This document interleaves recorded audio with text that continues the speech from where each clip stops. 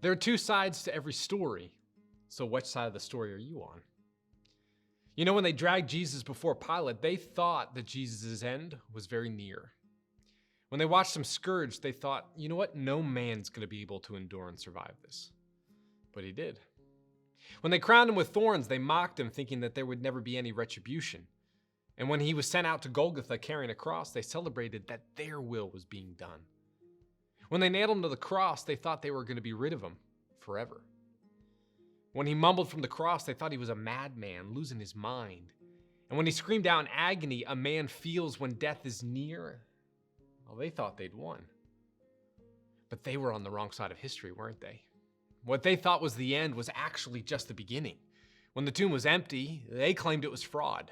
But when they learned the truth, they tried to suppress it. When he started appearing to people, their illusions crumbled and they became very uneasy. When his followers rose up with courage and began telling his story wherever people would listen, their uneasiness became fear. And when they harassed his followers, they were met with peace and they were perplexed. When they watched his communities living around love and respect and kindness and compassion and generosity, they were baffled. What's happening here? And when in the face of death, his followers showed hope, not fear, the persecutors became intrigued. They became amazed. They were astounded. Now, there are two sides to every story, right? There's the story of life, and then there's the story of death. There's the story of Jesus and truth, and then there's the other side of the story. In the end, truth always triumphs. It always has and it always will. It's one of those natural laws that governs the universe. Now, sometimes does it take longer than we'd like? Absolutely it does. But truth always prevails. It always prevails, this side of heaven or the other.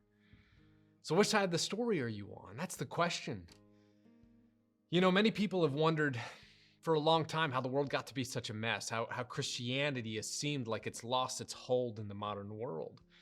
Well, the reason isn't that there are too many non-believers, too many people on the wrong side of truth, though that certainly is a tragic state of things. The real answer is that too many believers live as if they have one foot on each side of the story, right? So like one foot in unbelief and one in belief. One moment living and loving as if Jesus really did rise from the dead, and the next living as if they were the one who was in charge. They were the king or queen of the universe. When we look at today's gospel, I mean, Doubting Thomas gets a bad rap. He's called Doubting Thomas.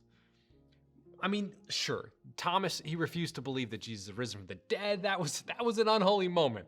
And it would have been way better for him to believe without seeing as Jesus suggested. But once Thomas committed, I mean, that dude committed for life. Even if he faltered from time to time, the totality of his holy moments overwhelmed his unholy ones.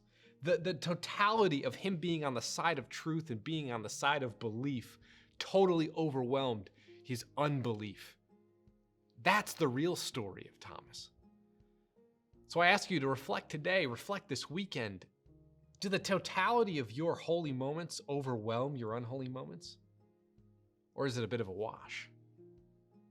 I invite you today, decide to put yourself on the right side of the story that's being written in your life, the side of truth with both feet.